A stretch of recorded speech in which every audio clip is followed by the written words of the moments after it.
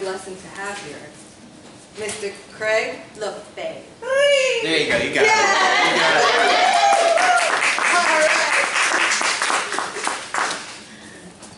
Bring my water over here and bring my alien, put him right up in front. If you don't know about my background, I've been taken my entire life, from the time I was in the cradle. So that just to give you a little preface about my life. It's weird, it's interesting, it's scrambled eggs. So as the hurricane just passed us, it's important to recognize what a powerful force water is. In the last 2 years, we've seen some of the most epic flooding that we can absolutely possibly imagine. People have lost their homes, lost their lives. Florida, Texas, New York, Vermont. So water very much is a theme of our lives.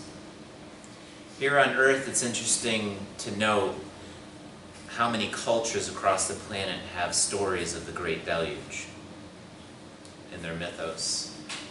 Somehow there was always a God to blame, and we're asking why we're being punished and what we did wrong. If we're to ask our elders today, on the other side, what we had done wrong, they would say, you did this to yourselves. Humanity is equally powerful in its ability to both create and destroy. Here we are the hand of God. There too are many myths and beliefs about the creation of humanity. Here humanity emerges from the mother's womb, breaking free from the water. We go from being surrounded by water to not being able to survive without it.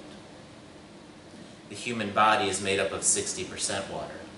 Nothing exists without the water. There's a Chinese proverb that translates to, when you drink the water, to think about where it comes from. Treat it with respect and remember how and where it came from. Speaking on behalf of my elders, it may be different from some of yours. It's important to remember where we came from as a species and why were we even created. Because from where I stand and where I'm looking from, my story goes back much deeper and further than a lot of souls might acknowledge.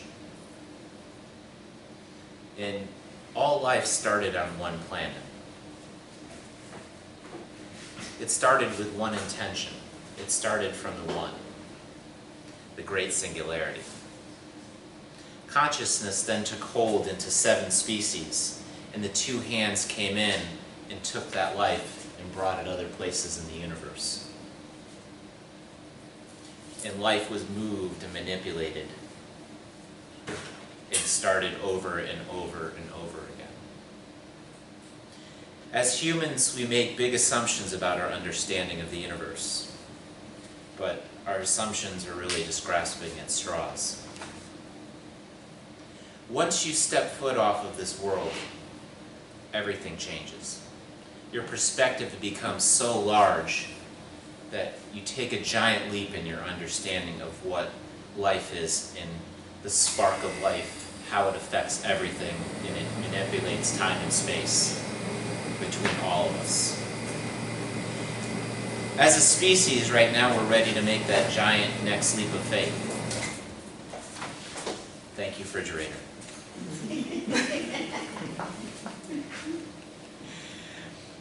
We're ready to take that next leap of faith. Some of us will be left behind, and others of us will come together collectively as one. That number is important throughout time and space, 1. Part of the collective knowledge of the ETs is knowing about the time cycles of the universe. This knowing is where the belief and understanding of oneness comes from. It is their collective knowledge, it is in their teachings, it is in their wisdom, it is in their religions too. One planet, one beginning, one people, just one beginning. Each time cycle in the universe has an identity period. because time is impossible to calculate. It is really only useful for getting you to work on time and baking a cake in the oven, period. Looking at the universe in its entirety, we are nearing the end of our third time cycle, if you're wondering where we are at on the cosmic watch. And we're entering into this fourth identity period now. The universe both contracts and expands at will. We control nothing. With each expansion, a new growth period takes place, a new opportunity emerges, self-knowing and self-discovery of God itself, the oneness. They call this the harvest when it all collapses in on itself. All the souls are picked up and brought back to source. So you may be wondering, will we even survive? And we say, as the elders, nothing ever ceases to exist here. The vessel changes and the location changes, and that is it.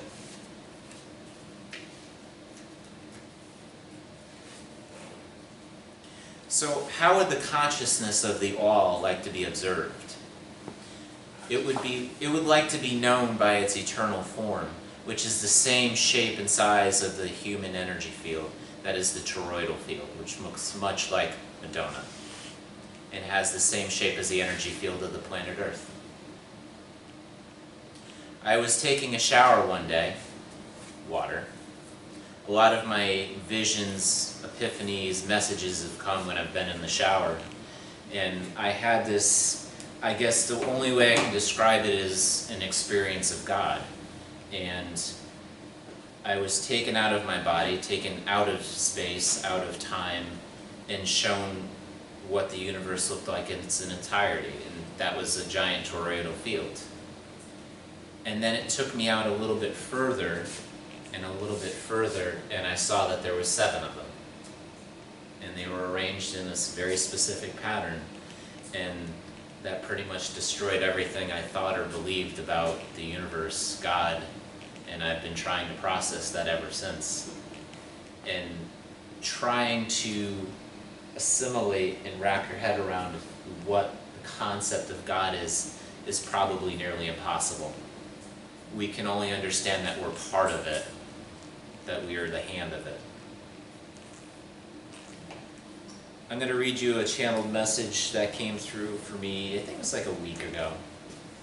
And this is called, appropriately, The Last Great Flood. And this is from the collective of Metatron. Where the waters run off to, we shall not know. It isn't our business to know such things, like where the water hides beneath the earth's crust. These waters have special purpose here.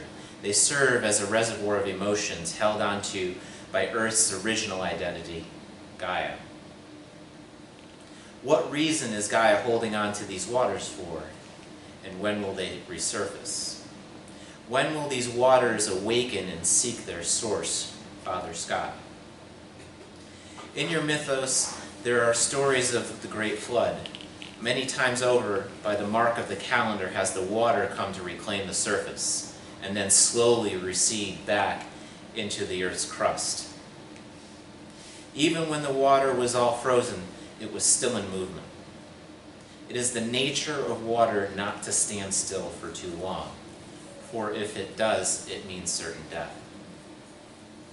We want you to think about the waters that you contain in your human vessel right now. What depths do they come from? What world have they arrived from? For not all the waters of earth are from earth. There are certain chemicals now in your waters, vaccines, medications, plastics, and such. Man poisons himself voluntarily every day. Impure water creates impure thoughts. Think of your humanity. So, in retrospect to learning a lot of this, every time that I come to a point where I think I understand something, as I mentioned earlier, Elaine, it gets completely destroyed and burned down. And it's impossible to try to wrap my head around what is or isn't. It's just like the vision I had. They keep taking me out a little bit further, a little bit further. Okay, we'll show you a different perspective now, a little bit larger. And I think that's what, you know, they're referring to when you step, as humanity grows and evolves and steps off of this planet and moves out into the universe, it graduates. And then when humanity finally sees what the universe looks like, you're going to take your thumbprint and you're finally going to put it right there. You're going to change the universe as a species. You just haven't quite gotten to that leap yet. Thank you.